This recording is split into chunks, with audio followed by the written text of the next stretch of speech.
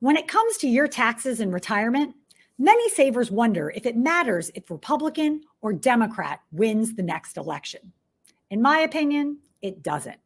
By and large, rising taxes in retirement are based on two factors that have nothing to do necessarily with who's in the White House and who's controlling Congress. First, it has to do with our 2-year election cycle here in America. Every 2 years, we elect new legislative leaders in Washington, which means every 2 years we have new government.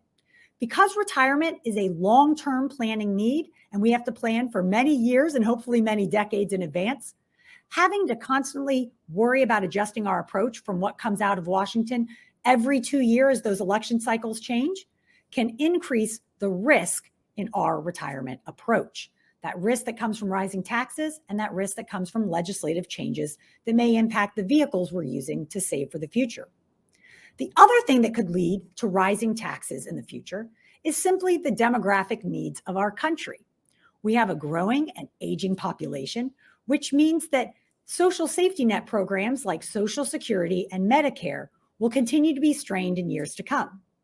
With our currently over $31 trillion federal debt, that means that Congress is likely going to have to look at new taxes to offset all this spending, not just on legislative priorities, but on that social safety net spending that Congress really doesn't have any control to limit.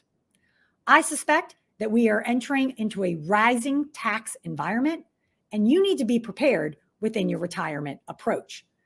Talk to your financial professional about your retirement approach and whether or not it's protected from tax risk, which is the level of taxation you may experience in retirement, and also legislative risk, which is the what, when, and how much of your retirement assets may be taxed by Washington in retirement.